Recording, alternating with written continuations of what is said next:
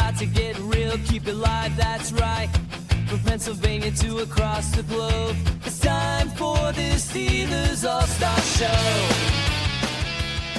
Welcome to the Steelers by the Lake podcast. My name is James Strong, joined by my co-host Nick Pretzel. Nick, how are you doing on this Victory Monday? You know, James, I'm doing fantastic on this Victory Monday. It's a little dark out, but we're here. We're excited. We beat the NFL's best offense, allegedly, for the time being. So, you know, it's a good day. It's always a sweeter day when you get to walk in and see Bengals fans not having a great day and you're having a good one. So, always a good time. James, how are you this fine evening? I'm doing well. You know, like you said, it is tough to be having a bad day on a Victory Monday, especially on upset Victory Monday when you're favored to lose at home against a team that has just been very high octane and beating the brakes off of darn near everybody they play, looking like a juggernaut on offense almost every single week until this week. Yeah. You gotta love that. Just what the doctor ordered. We're gonna get into all of that though. There's some transactions that happened previous to the game before we get into the excitement of this game. First thing, we finally got somebody back off the IR, right, Nick? We certainly did. Malik Harrison elevated back from the injured reserve, which honestly I thought made a decent bit of difference. I didn't see any poor play from him. And leading up to the game, we kind of discussed a little bit of how he had been a bit of that stuffing defense that we really were hoping to have in this game against Jonathan Taylor. And we'll get into those stats a bit later, but really was excited to see Malik Harrison get back onto the field, especially with some attrition in other areas. So really happy to have him back and excited to see him hopefully continue to do well throughout the season. Yeah, it couldn't have come at a better time with some of the other guys that were unhealthy for the game, whether it be due to injury or due to illness, because we had a few of both. I even thought he had a real nice play on special teams, getting a big tackle in an important moment later on in the game. Beyond the Harrison activation from the injured reserve, Pittsburgh also elevated two running backs, Lou Nichols and Trey Sermon, from the practice squad for the 53-man roster for the game. This had everything to do with all the guys that were out. So we had a slew of guys at either the linebacker or safety position that were either injured or ill, and that just puts you kind of thin at certain areas. So running backs of similar size to that can do a lot of similar things to these guys in the coverage units and the protection units. So they were able to fill in nicely.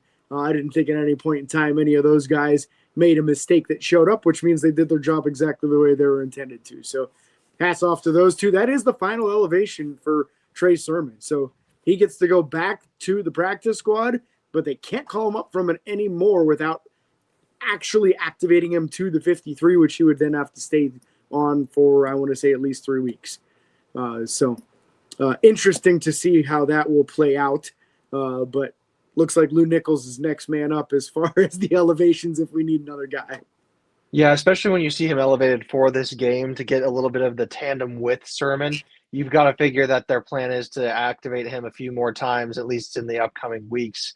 And then on the flip side, we had the inactives list for this game, including Scotty Miller, Chuck Clark, Jabril Peppers, Cole Holcomb, Andrus Peat, and Logan Lee.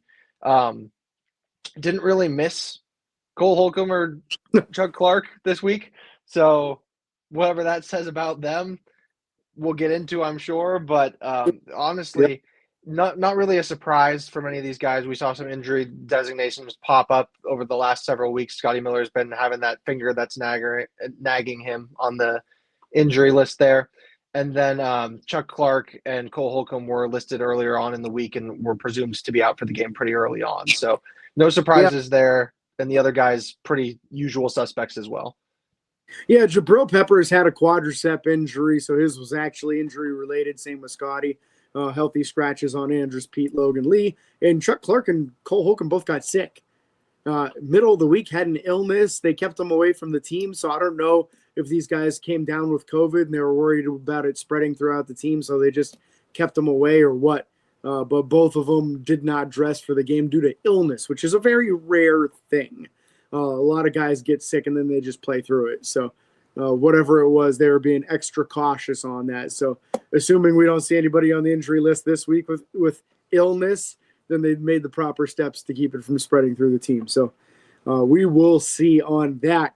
But just like that, let's get into this game, man. An exciting one from the very beginning. Let's just start where we would normally start with the quarterback position. I thought Aaron Rodgers was pretty precise and very, very decisive in his decisions this week. There were only a couple times he held on to the ball too long, and it pretty much resulted in a sack every time he did, with him being sacked 3 times on the game. But a very clean game for him, 1 touchdown, no interceptions. His passes were almost all like right on target. There were a number of dropped passes in this game where had these guys caught the ball, we're not talking about a 27-20 game. Honestly, with the small mistakes Pittsburgh made on offense with dropping some open passes, very first play of the game, Jonnu Smith gets wide open on a play action over the middle, where if he caught the ball, he's getting 20 yards if he just falls to the ground, but there was no one around him. He's on the run. It hits him right in the numbers. He drops it on the very first offensive play. Kind of set a bad tone for the first quarter, which kind of highlighted a lot of dropped passes, honestly. Starting with Jonnu, DK dropped one in the end zone. Darnell had back-to-back drops in the end zone after that muff punt, which led to Pittsburgh not getting any points at all on that drive when they started at the 11-yard line, which is exceedingly frustrating. But, yeah, just the first quarter, it was sloppy ball on the offensive side, in the defense just holding him into things. But I felt like Aaron Rodgers was never the reason that things didn't go well. And you got to appreciate how consistent this man has been for the team all year long. Absolutely. And there were even some plays, too, that I thought could have had a better result had there been better communication or a better choice made on certain plays. One that sticks out to me was a play by Gainwell where he caught a pass and then goes to like try and shimmy around a guy instead of just making the effort down the field. And that could have resulted in a first down had he potentially been able to just put the burners on and get upfield a little bit. So that was the one that sticks out the most. But there were a few plays like that, like the Roman Wilson fumble, for example. If he doesn't go airborne, that ball is a little more secure. So just a couple of – and it's the first down that seals the game. Right. And so just a couple of like heady mistakes that were made that hopefully will be worked on in practice because like you said, Aaron was putting things where they needed to be for a majority of this game, whether it was a drop, so maybe just working on the hands or not going down, not going up. So, just certain things that need to be adjusted that can lead to even better play, which is a great thing to see when you end up coming away with a victory over the league's premier offense at this point in time, widely considered to be at least. Yeah, so when you look at Aaron's performance on the day, he was 25 of 35. I'm recalling just off of the top of my head at least 4 dropped passes by receivers, 1 on DK, 1 on Jonnu, and 2 by Darnell. And 3 of those were in the end zone. So we're talking about a game where his completion percentage was very high. He got 1 touchdown to 0 interceptions. If the guys catch the ball, we're talking about a game with 3 touchdowns and probably another 40 or 50 yards receiving on the day as well. It's neat to see Pittsburgh come away with a win. It's a really good situation to be in, to be able to talk about how the offense wasn't fantastic in this game. And there's some things that need to be worked on here and there. And it really wasn't the cleanest in the run game. And there were some dropped passes, but we still won. We still won. We get to talk about having just knocked off a 7-1 team that everybody, including all 4 of us, had predicted to win the game. We all said Colts over Steelers in this game. We were all wrong and happy to be so. Yep. but we get to be in that rare situation of there's some things that need to be worked on, and we can play a lot better than we did in this game. Like the defense showed up, man. The defense did their thing. The offense kind of was like a 50% effort, and if the offense was clicking on like 75%, we probably put up 38 or 40 points in this game. I think you highlighted it a bit already there, and I know Cody wanted us to talk about it. Unfortunately, not able to join us tonight, but he was mentioning the inability to convert on that fourth and short, which I believe was one of those Darnell dropped passes Yeah. in the end zone, or maybe Yep. even both of those Darnell dropped passes in the end zone. I think might have come on that drive. He was third down and fourth down, yes. And the third down one was tough, but the fourth down one, he just didn't turn around in time. Yeah, They blitzed. He was the hot read, and the ball hit him right in the chest. He didn't get his hands up. Aaron threw the ball perfectly. He's standing in the end zone. The defender is behind him, screened, and it hits his chest before he can get his hands there. And hats off to Aaron for not losing his cool. Obviously he was upset that he lost an easy touchdown and Pittsburgh didn't score on the drive. That could have tied the game up. I believe they were down 7-0 at the time. So that would have tied it up had we converted there. But he didn't lose faith in Darnell and kept going to him throughout the game, and Darnell rewarded him. absolutely. Yeah, and it's definitely good to see not losing the faith in that receiver and the outcome being positive as well. You never want to see your super athletic, super built, absolute pterodactyl, as they called him in college, of a man with the wingspan and the height that he's got. You want to see that guy get involved. And so to see him be able to shake that off and then produce in a way afterwards, even if it wasn't the touchdowns that he could have had, it's good to see that continue even within the same span of the same game, as opposed to what we might have seen before with where we thought he might have had a little bit of confidence shaken in Freiermuth and then was not giving him the ball as a result. So hopefully Aaron and those receivers that kind of had those disconnects continue to work on being on the same page and not fearful of those types of plays and continue to attack in the way that they did. Just got to get some better hands on those plays. But yeah, really liked what we saw from the offense after that. It wasn't really the first quarter the prettiest, but seeing them be able to still contribute. And I think a lot of where the offense sputtered a little bit was the run game was difficult to establish. And this is a solid front four up on this line that you're trying. And there were a number of times when they'd try to run it up the middle or go on the end, and then they'd just be stuffed at the line. So the difficulties with the run made the play action game a bit more difficult to pull off as well. So I think that might be where some of the issues came in. The Colts defense played a decent game. They weren't playing poorly, and they made us work for it, which thank goodness we were able to do so. But with moving to rushing a little bit, if you don't mind, Absolutely. with only 38 yards total on the ground, it makes it difficult to open up the run game, or the pass game, play action. So Jalen Warren, 16 carries for 31 yards, 2 touchdowns, though, which is a good thing to see. Always love to see him be able to punch it in. A career high game for him, as he has finally gotten a multiple touchdown game rushing. He's usually involved in the passing game as well and sat behind Najee for years. But being able to see him actually find pay dirt twice was a great thing to see. Yeah, I felt like as much as it was frustrating with them not being able to really establish the run, there were some times where they were able to convert down in distances where they really needed to. And that's kind of highlighted there by Jalen having less than 2 yards per carry, but still getting 2 touchdowns. So they got in the red zone and they moved people when they really absolutely had to. Even the tush push. A tush push is usually good for a yard or two. We get 4 yards on it. Yeah. longest execution on it. And Darnell just kept on driving his legs, pushing the pile. Who was the other one? Was it Jalen Warren that was in behind him too? I believe so. Yeah, one of the other running backs was back there too, and they're just pushing Connor, and Connor kept on driving his legs, and they kind of went in behind Sayamalu, who is really very well experienced at that and getting low and getting good penetration down the field. So a 4-yard tush push is pretty awesome. Yeah. Low key, there was one drive that Caleb Johnson was allowed to play.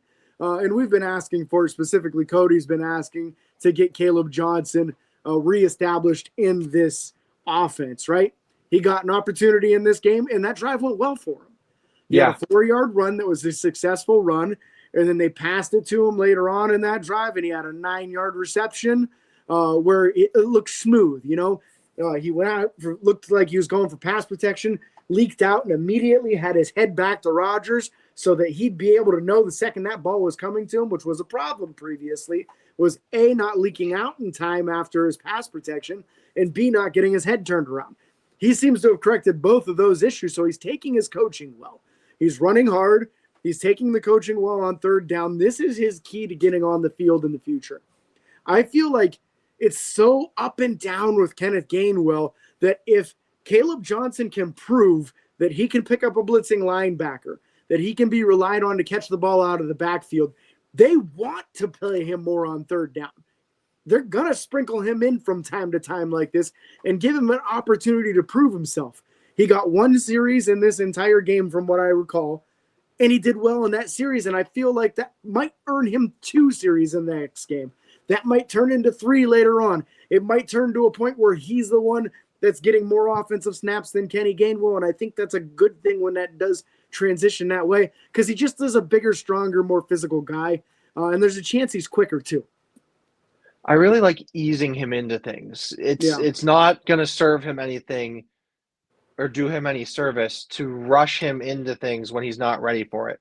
Mm-hmm. So to be able to involve him in that series, to be able to have him contribute in a meaningful way should not only boost his confidence, but also give him that sort of let him sit behind the veterans, let him slowly take over that work and take over that role and earn that role and be able to then contribute in that way when he's ready for it, rather than being like, you need to be this guy right now. We need you to be this guy on every third down. We need you to be it for every game. And that alleviates that sort of urgent pressure to get him to be an immediate contributor. So hopefully we can see him continue to develop in this way. Hopefully we see that gradual push that you mentioned of more series, more games, all that kind of thing. Because I think that serves him well in the long run rather than trying to immediately throw him out there and have him be something that he's not at this point in time. Yeah, ideally, we'd like to see him get enough experience this season that he can be the number 2 running back next year. You want him to overtake Kenny Gainwell in that role so that you can move forward and just get to a situation where your homegrown talent is your star talent. So I like it. A little bit at a time, perfectly fine by me. How about this wide receiver core and all these receivers? You want to talk about these guys? Yeah. How about Calvin Austin having a little bit of a bounce back game after a bit of a down week? 5 receptions for 56 yards. Longest was a 18-yard grab.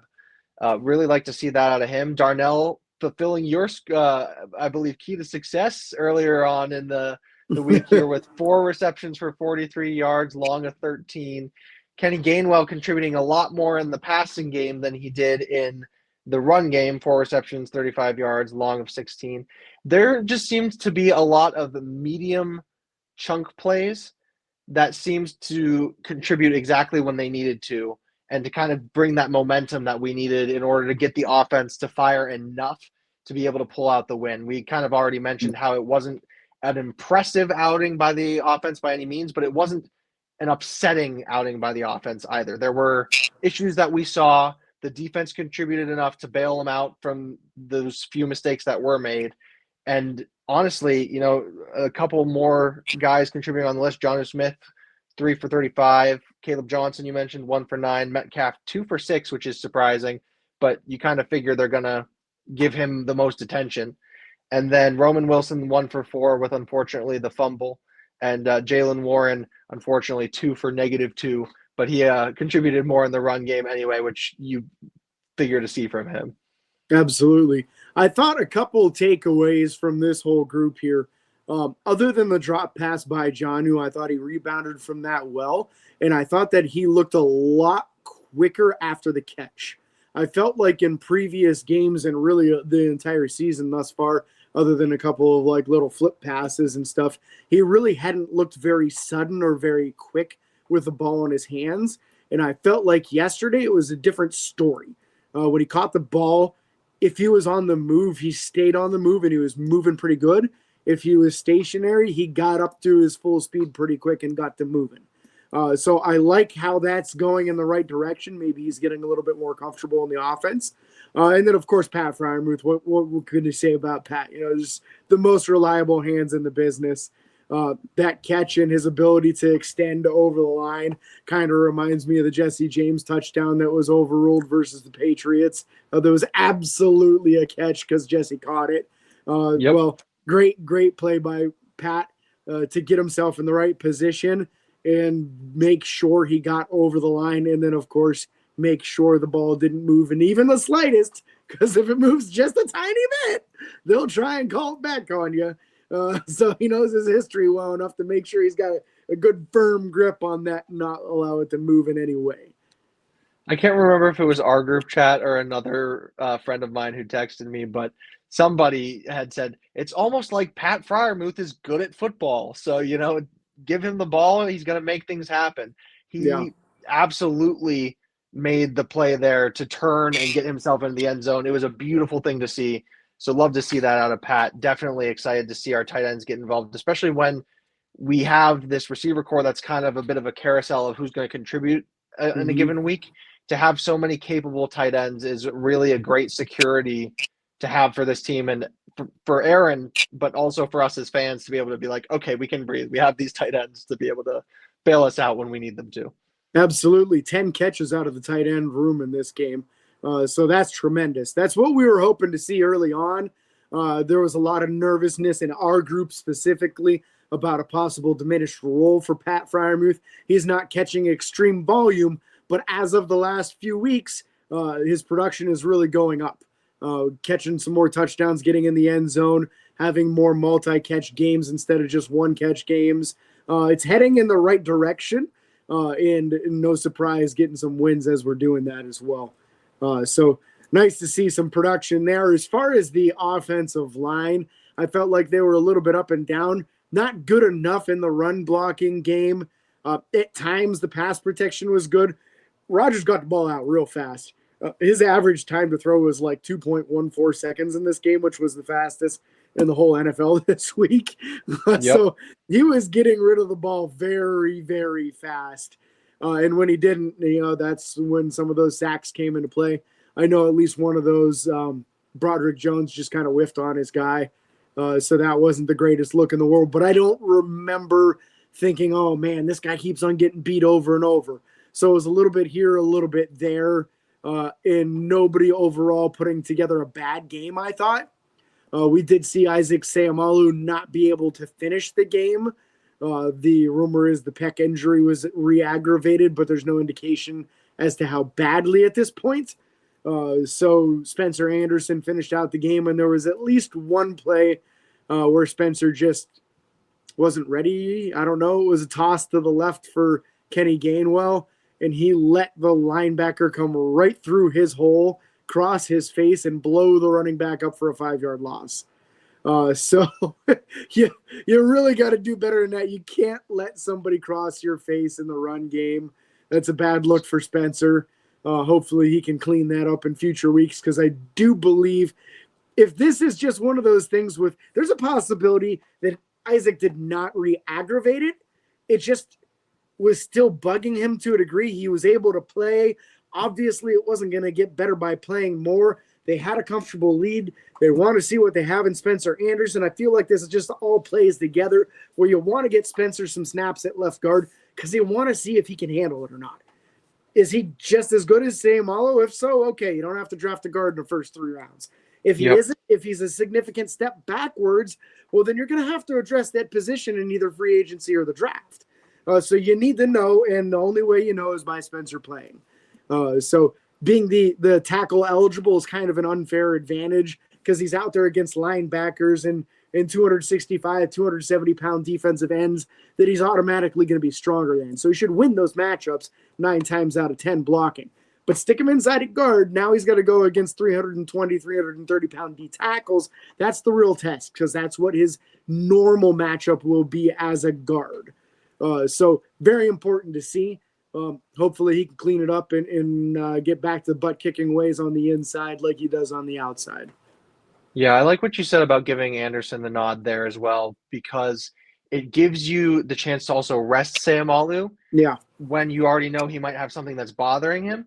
So that could be the case, but also it reserves him potentially for the longevity of the season.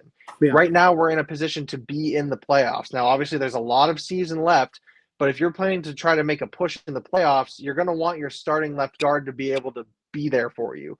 And if you've got a guy who's already suffered a little bit of attrition and you think it might have a potential of re-aggravating or just becoming more sore or stiff or any of those types of things, and you've got a chance to be ahead in the game and give your backup a chance to go out there and get some extra reps, be able to go out there and potentially prove himself, give yourselves, as you mentioned, the taste of what you might have if you're moving on from Sayamalu in the offseason, which all signs sort of point in that direction. That's a win-win-win-win-win in all of those regards, especially when you come out with a win afterwards. You don't have to throw Sayamalu back out there. You can finish out the game with Anderson and give him that meaningful play, because it was still meaningful play. The Colts were really making a push to try and come back and win this game. It wasn't like it was a situation where you're 3 scores ahead and you're sending Mason Rudolph or Will Howard out there.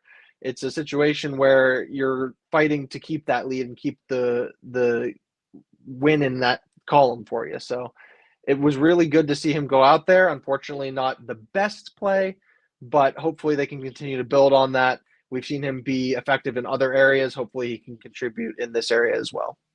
Yeah, and like you said there, you got to get a taste of what he can do. One place we like to get a taste at is the Edinburgh Hotel Bar. It certainly is. Sarah and I were there for the game this week, so if you saw us there, it was a good time. The Steelers by the Lake podcast is sponsored in part by the Edinburgh Hotel Bar at 100 Meadville Street in downtown Edinburgh, with a full menu including daily lunch and dinner specials and a family-friendly, smoke-free environment. Details are available at 814-734-5103 or online at edinburghhotelbar.com. The Edinburgh Hotel Bar, where you had me at hotel. A fine establishment, to be sure. And speaking of things that were quite fine, how about we, as I do this, move on over to the defensive side of the ball, because it's not energy, but they sure had me energized, that's for sure. What a showing by this defense in this game. Peyton Wilson leading the team, I believe, for the second week in a row in total tackles. Yes. And also, I believe you might have had a pass deflection, Key. I can't recall if that was this week or the week before, but that's this week, man. I said we need at least 6 pass deflections. This team said, we got you, James, and they doubled it, gave us 13 pass deflections in the game. Just an incredible performance by these guys. You can't say enough. I agree with you. We have to start with Peyton Wilson. I don't care. Look, there are a lot of guys that put in good performances in this game. I think there's a 1A and a 1B here. We'll talk about the 1B, but Peyton Wilson deserves his roses first. What an incredible performance for Peyton this game. 14 tackles on the day. This sets a career high in the NFL for him. Probably not in college, because he was a beast in college too. But just what a performance, making tackles all over the places. 2 deflected passes. One of those deflected passes, he hits right into the arms of Captain Jack Sawyer, who gets his first interception as a football player. He also picked one off himself. So we're talking about 14 tackles, 2 deflected passes. One of them caused an interception, and then he went and got an interception on his own on top of that, and brought it back to like the 14-yard line. Just incredible game. 0 weakness in this man's game at this point. I can't stand the thought of taking him off the field when the defense is out there ever again. I get it if you're in like a goal line situation and you want to bring a third middle linebacker on, do it, but don't take him off. He's too damn good. Yeah, just the way he jumped in front of that route for the interception as well. Amazing heads-up play. Batting passes left and right. 10 of his 14 tackles were solo, too. He's incredible. The man is an athletic freak. Yeah. He's got no ACL, which maybe gave him the superpower or something like that. But, just insanely athletic from this guy. He's got an amazing motor, and we talked about it before. Hopefully with Malik Harrison and some of these other guys being elevated, we won't see him on special teams as much, because You just talked about it. We never want to see him off the field again. Put him out there on offense for God's sake. Like the kid would be an want to see. incredible tight end. Imagine him at tight end. Oh my God. I want to see as much of Peyton Wilson on the field as we possibly can without him getting hurt, because this man has led the team 2 weeks straight in tackles, had the deflections, the interception. Just can't say enough about Peyton Wilson. I was excited when we got him in the draft. He sort of fell due to that injury that had been nagging him. Just people were concerned about what he'd be able to do. And he's showing the world what he is able to do. And we are glad that you all let him fall to us. We will take him any day of the week. But yeah, really just can't say enough about him in this game and as a contributor on this defense, because we needed a spark and he brought a lot of it this week for sure. Absolutely. And then the other guy that I think is the 1B to the 1A is Alex Highsmith. Alex having kind of a quiet year. He's had a few injuries here and there that's caused him to miss some time. Puts in a tremendous performance against this team, coming away with 2 sacks on the day, 4 tackles total, 3 tackles for loss on top of those 2 sacks.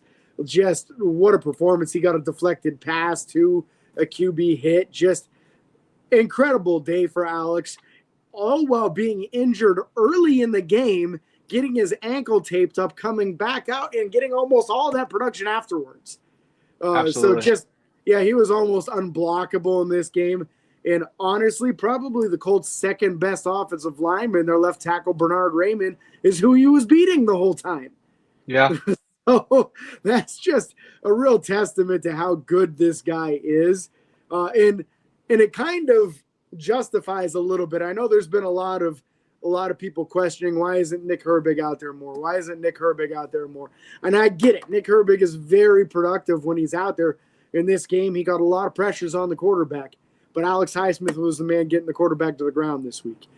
So there is a good, healthy balance between having both of these guys. In some weeks, the matchup is just more favorable for Alex than it is for Nick. And that's okay.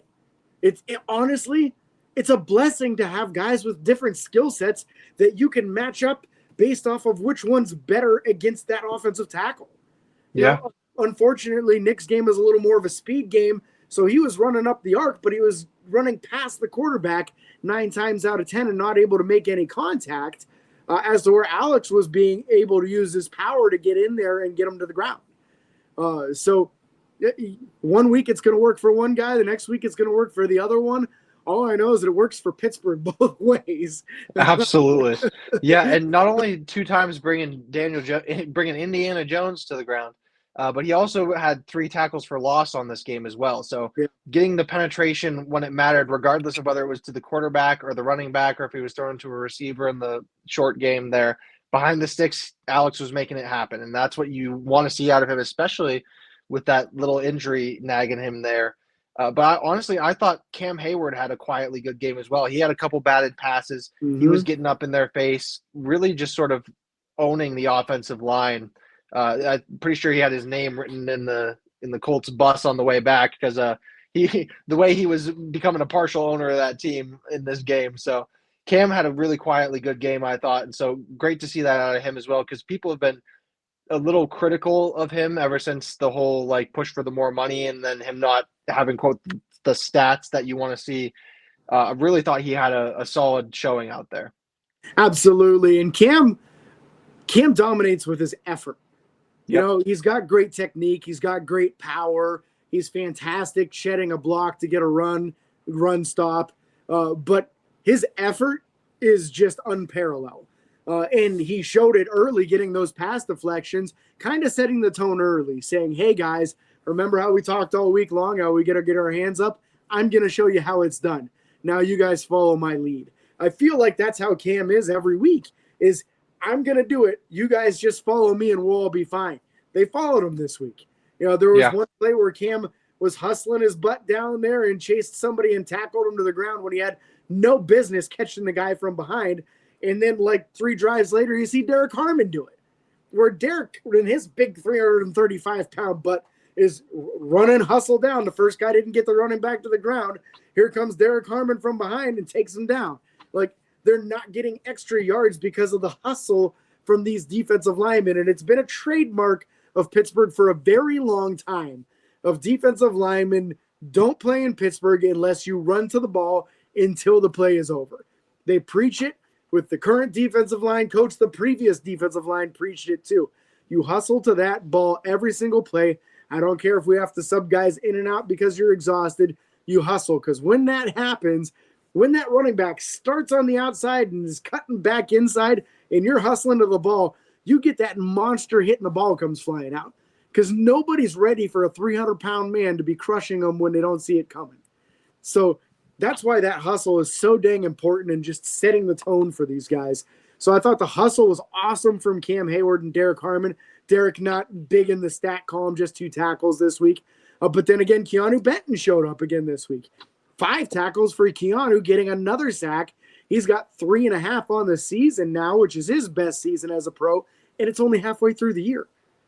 So Benton going from a guy early on in the season, we were talking about, man, this guy's getting pushed around a lot on the run. Seems like they're running right at him and he can't stop it.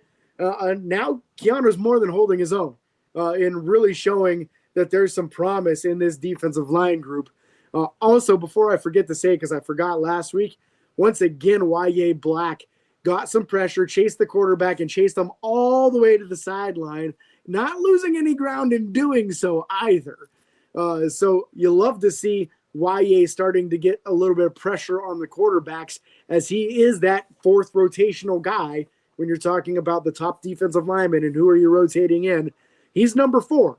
So it's important. He's going to be out there a good 15, 20 snaps a game, sometimes more depending. It's important that he shows the hustle too and gets after the quarterback and makes some pressure situations, makes those guys uncomfortable. He's doing his part too.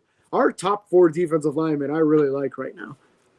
Yeah, we said it at the beginning of the season, and it's coming back now. You had a little bit of a worry there for a couple weeks when the defense wasn't really showing what we wanted them to do.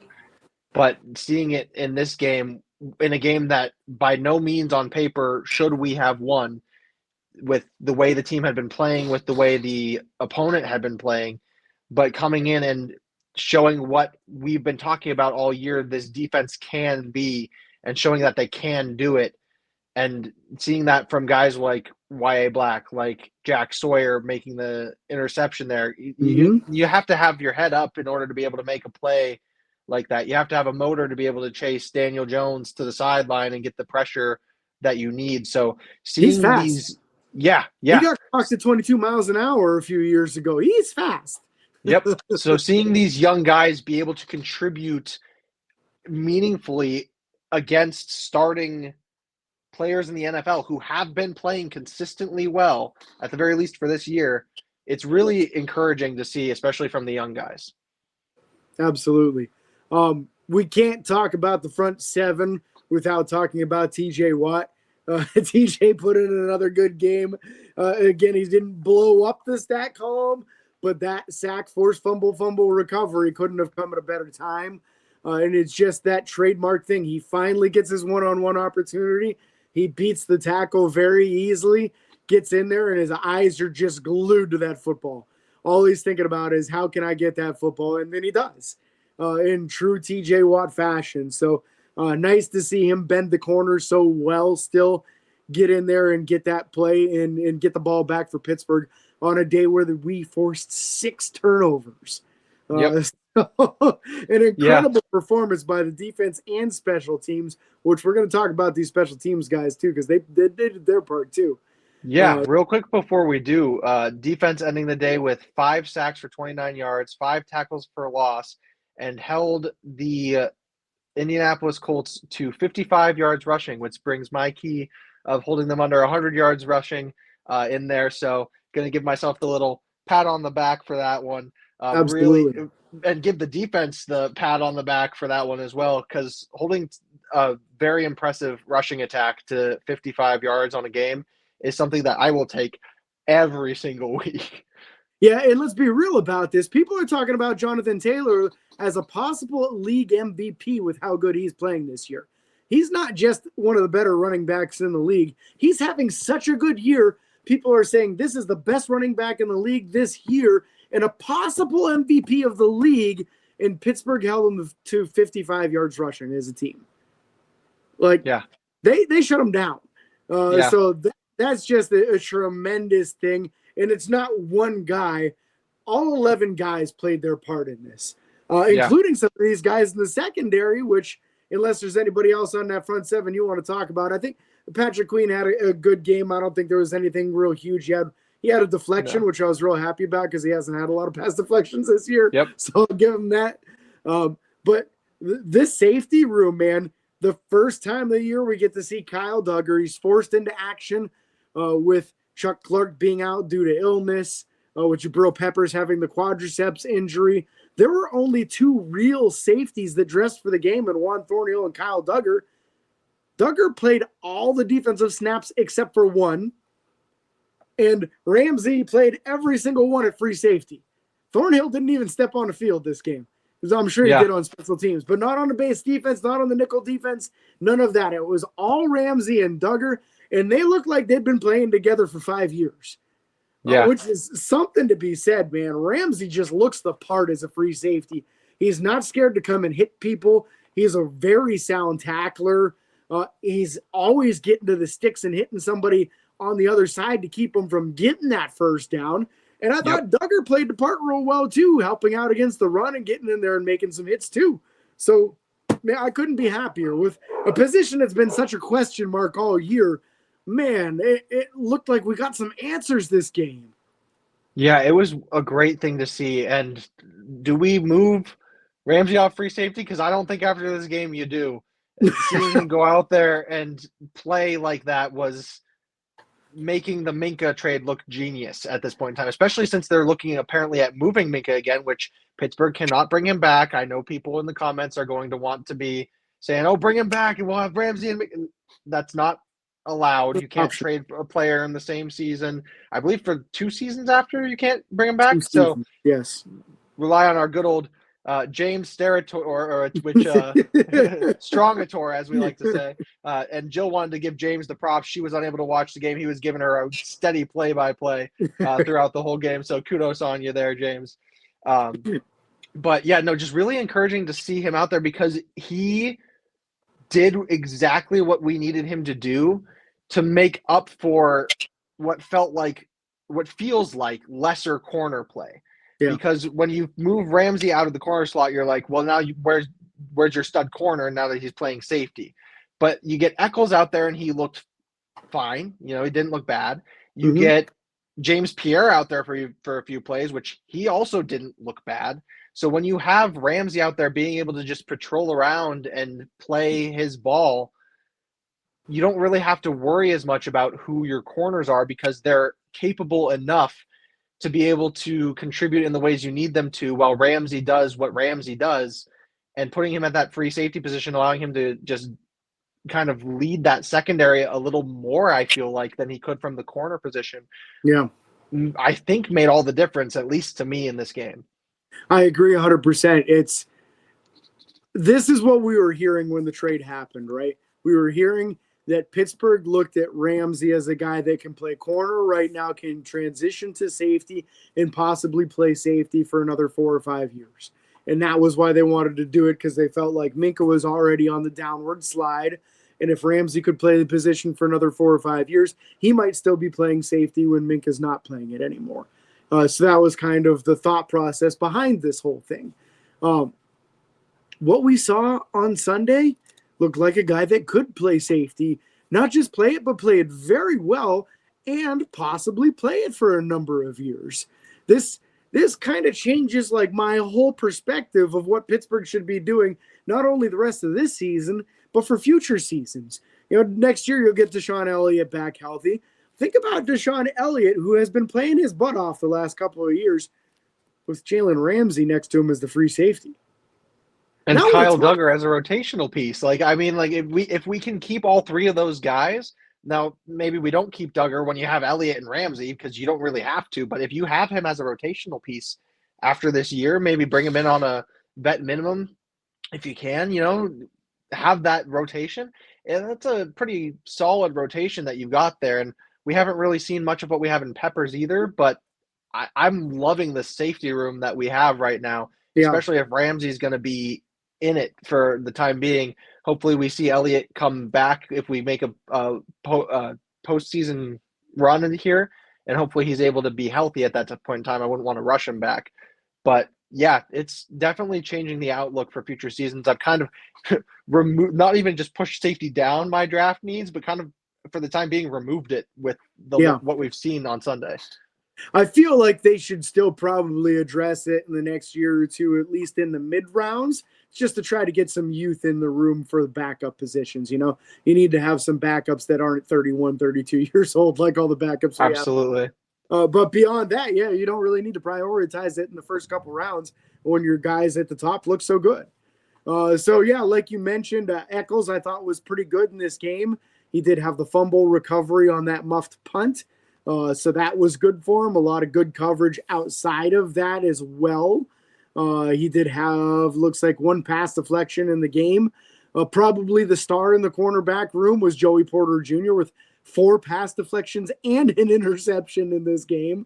He did draw a couple penalties, but that's just Joey being Joey. And I'm kind of okay with it at this point. If he's going to get me 4 pass deflections and an interception in a game, he can get a couple of penalties, and I'm all right with it. Yeah, as long as they're not like back-breaking pass interceptions that put you at like the 1 yard line at a critical point of the game, I'm fine with it every now and then getting a few a little penalties. Defensive holding. Yeah, exactly. That's fine. But I think that kind of came with the territory of going back to what we wanted to see from the secondary, of getting physical and getting more tight coverage, because the past few games we'd been leaving the short game wide open and playing off coverage. But in this game, we were a bit more physical at the line. We were able to kind of prevent some of those gash plays that start in the short or to mid range, and then give you the yards after the catch and kind of just beat you to death throughout the game. So I love to see that physicality return, especially from the secondary, because you can't win games like that. And we saw that over the past 2 weeks. So being able to get that physical defense back was critical in this win. And hopefully we see that in the weeks to come. Before I lose this mind track here, it's completely in the wrong position, but I got to go there right now or I'm going to forget. Speaking of penalties, and Joey Porter Jr. made me think of DK Metcalf in this game. And obviously a conversation was had with DK because he's naturally kind of a hothead. We knew that when he came to Pittsburgh. We saw that last week with him poking a player in the eye. This week, a defensive player got in his face, was grabbing him and pushing him and trying to provoke him. And DK just went like this and put his hands up and let the guy push him backwards. And who comes running into his defense but Roman Wilson and Calvin Austin III, the 2 smallest guys on the entire roster. They got the defender to let go of him. And what did DK do? Immediately turned and sprinted towards the sideline to get out of the situation. A coach had a conversation with him. I guarantee I know which coach it is, but people don't like me saying good things about this coach. So we'll say it rhymes with Schmomlin. Hey, fire Mike Tomlin for having a good conversation with DJ Metcalf, you know? But I guarantee you, he said, DK, don't you ever cost me 15 yards on a 3rd and short again. And DK listened, and he kept his cool, and he didn't strike back, which all 31 teams in the league know if you get in DK's face, he's going to lose his cool, and he's going to take a swing at you, or he's going to push you after the play's over, or he's going to try and poke you in the eye, or whatever. Like, that's what he's done his whole career. If he can keep his cool in those situations like that, it ended up 15 yards in our favor instead. Yeah, great job by DK of being coachable. Yeah. You love to see, especially from guys that have that sort of rap of being a hothead, to be able to be coachable and to remember that and use that in a game moment when you're heated, because it's not an easy thing to do. When people are poking the bear, it's not an easy thing to respond with level-headedness. And so to be able to be coachable and to implement that in the actual scenario rather than just like, yeah, coach, I'm sorry, I did it again. You know, it's a great thing to see from DK. And I also love the little bash bros of Calvin Austin and Roman Wilson just coming into DK's defense. What a great thing to see. Which ironically on the play, that was because he came to their defense. Yeah. So it was a blocking situation where it was kind of evenly matched, DK came over and cleaned the defender up, put him on his butt, and the guy was upset about it and tried to fight him over it. So Roman and Calvin came back and were like, no. That's our big brother. You don't mess with him unless you mess with us. And I just love it. I love that mentality. I love DK doing the right thing. I love his teammates having his back. And I love everybody knowing how far you can go without crossing the line and getting that penalty. It's just so darn important. You got to play with passion. You got to play with aggression, but you can't play after the whistle. And they did everything right on that. So I just thought that was really important to talk about.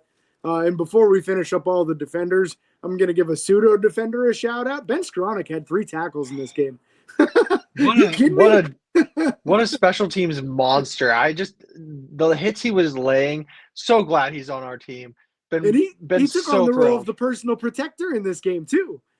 So no longer a gunner, now the personal protector back. They're protecting the punter. I didn't see that coming. I thought one of the running backs would take that role on.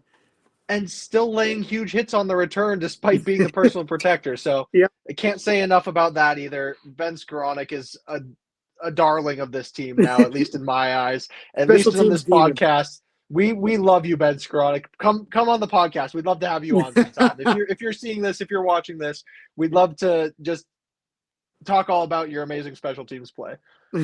Absolutely. Speaking of amazing special teams play, Boz for president, right? Perfect. Boz for president. Yeah. 2 for 2 on field goals, 3 for 3 on extra points, just perfect per the usual. Another stellar day from Corliss Waitman, I thought, too, with a 50-yard average, 50.4 to be precise. His long one being 67 yards. So great day for Corliss. The return game I thought was pretty clean. I was stunned that they kept on kicking it to Keyshawn Williams. Yeah, because he kept burning them. Yeah, grateful because he can bust it at any point in time. But they held him just under 25 yards on the average, but we'll take 24.7 as an average. That's a good one. 11.5 on his punt returns. So he did well there too. But I just thought special teams wise, our coverage units were excellent in this game. And with the 2 biggest shout outs being Brandon Eccles, who played gunner in this game and had not previously played gunner. And then Ben Skowronek just being an absolute monster on the coverage units. Absolutely. And we will take, for sure, we talked a bit in the pregame about Alec Gold being out with an injury. So we'll take their inexperienced return man there. It was James Downs, I believe, who muffed that punt, and a heads-up play by Eccles to track that ball down.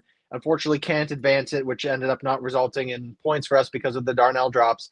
But again, still a good momentum shift to be able to bring this team alive and be able to sort of get the ball rolling for some things on offense there. So really heads-up play by Eccles in his first game as a gunner, which, again, not seeing a whole lot of tape on that, being able to come out and immediately contribute is a great thing for us to have.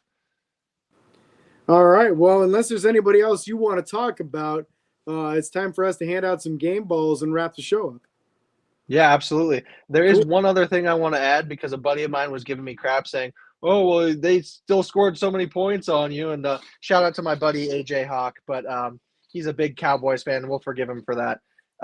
But to see this team stuff an MVP candidate, to be able to do what they did on defense with 6 turnovers, and to be able to win the game when they were outgained by the opposing offense really makes me feel good about the Bengals also knowing a little thing or two about defense, not being able to bail the team out. Had 470, I believe, yards of offense and still took the L. So we're still top of the North for the week, baby. Just had to throw a little shade at a division rival there when we can. So Absolutely. I'm content to go to game balls now. Absolutely. And let's be real here.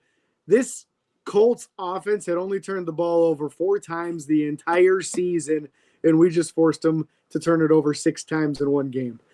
So that really brings into question, like you had commented on previous to the game, how good of opponents were they really playing? Are they just a good team that's beating up on crappy teams? Or are they really that good? Before our game balls, real quick, I wanted to talk about our keys previous to this game because we seem to nail almost all of them. Cody's first one was finish drives with touchdowns. We finished 3 of them with touchdowns. So I feel like that was a hit. His second one was hold the Colts under 25 points, which had not been done previously. We did it. Held them to 21, won the game. Jill, 2 touchdowns in the third quarter. It came a quarter early. They were in the second quarter. So she had the right idea. It was just a quarter early on it. Nick's first one, limit the Colts to under 100 team yards rushing. Only 55 on the game. Nailed that one. Very good. My first one was bully ball. Get Darnell 4 catches plus. He caught 4 balls, had 2 drops in the end zone, or it would have been a bigger day yet. My second one, 6-pack spray cups by the defense. We had 13. They doubled it up. They're clearly listening. I love it. Nick's second one, clean football, 2 penalties or less. Was not a heavily penalized day for the Steelers in this game. So they did a pretty good job on that. And then Jill's final one was splash plays on defense with forced fumbles and turnovers. Well, we had 6 turnovers. So definitely got that too. We nailed our friggin' predictions on this one. Hey, I'll be okay with them having more than 2 penalties, and we can shoot for a low number, and then if they miss it by a slightly larger number but still do well, I'll take that any day. And then just one other thing about the game before we do go to our game balls. Had a couple injuries. We already mentioned Sam Malu with that re-aggravated pectoral. And then I believe Darius Slay was our other injury, which is no shock to anyone as he continues to leave games with injuries and also not really play very well when he's on the field anyway. So better game for him this week, though. We'll give him that. He was better this week. Dislocated finger officially on Slay, but it looked like he had some ankles and lower leg stuff throughout the game too. But I'll give him credit. He taped that finger up next to the other one and kept on playing. So I'll give him credit on that. So first hopefully couple we see game continued balls. improvement. Yeah. First couple game balls, we're going to give Jill and Cody theirs since they were unable to join us this week. Jill saying Peyton Wilson based off of his monster game. No surprise there. Peyton was just an absolute rock star in this game. Cody, Calvin Austin III. Calvin with a big bounce back game. So that makes tons of sense to me as well. Nick, I'm going to let you take the third pick here, and I'll take the final one. Absolutely. And I think I'm going to make it pretty easy on you here because I don't think you're going where I am. I'm going Aaron Rodgers. He honestly just had a very clean game. No interceptions, took a couple sacks, but again, just from trying to make something happen a little bit further down the field, which I'm not upset about. I'd like to see him be able to kind of have some additional reads, be able to take some additional shots, being how he was able to place the ball in places where it needed to be, even though guys didn't always get their hands up or didn't take it downfield or went up instead of just going through the guy. Honestly, I thought Rodgers did enough to keep us in this game and keep us ahead in this game while the defense did their thing, and that's a win is a win is a win. So I thought he managed the game as we needed him to. That's why we brought him in. We didn't need him to play hero ball, but I feel like he's still kind of playing hero ball, just not in the way of like huge splash plays, but managing the game, keeping us ahead, and always keeping us in it. Because even in the games that we've lost, it's still always sort of felt like we're in it until something detrimental happens. So my game ball's going to Aaron this game. Yeah, I agree with you on that. I feel like his role as a teacher is just as important as his role as a leader on this game. And just all season long, you see him when something happens, he's teaching people. You mentioned the play with Kenny Gainwell where he caught a ball and tried juking people up instead of just grabbing the first down that was right in front of him. And they scroll to Aaron, and you see Aaron going like this. Just go upfield, man. You had it. Just keep on going. Get the first down. Don't worry about the other stuff right now. We need that first. So it's those little coaching moments that guys get on the field before they even get to the sideline now because of how much of a teacher Aaron Rodgers is. And that is immeasurable.